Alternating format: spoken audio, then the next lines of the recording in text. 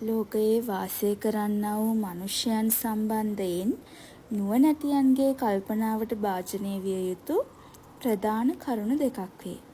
ඉන් පළමුවැන්න දුක් කරදර වලින් මිදී මේලොව සැපසේ ජීවත් වීමය.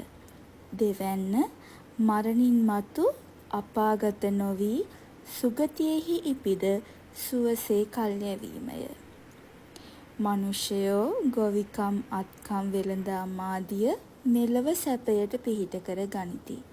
තම තමා විසින් සොයා ගන්නා ලද ඒ පිහිටවල හොඳ නරක දෙකේ සැටියට ඔවුන්ට නොයෙක් තරාතිරම් වල සැප දුක් ලැබේ. මනුෂ්‍යයෝ පරලොව යහපත පරලොව සැපය සඳහා ආගම් පිහිට කර ගනිති.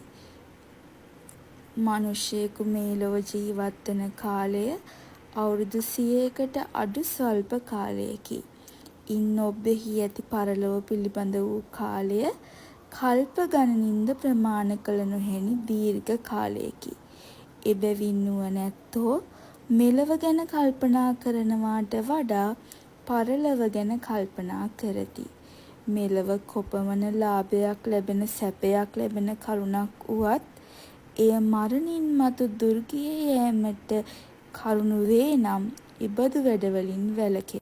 ඔවුහු ජීවිත ආරක්ෂාව නිසාද පාපයක් නොකරති.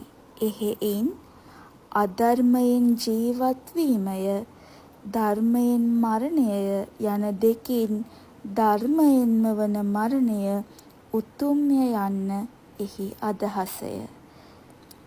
රේරුකාරාමේ චන්ද්‍රවිමල ස්වාමින් වහන්සේ විසින් රචිත බෞද්ධයාගේ අත්පොත කෘතියෙන් උපුටා ගැන්මකි.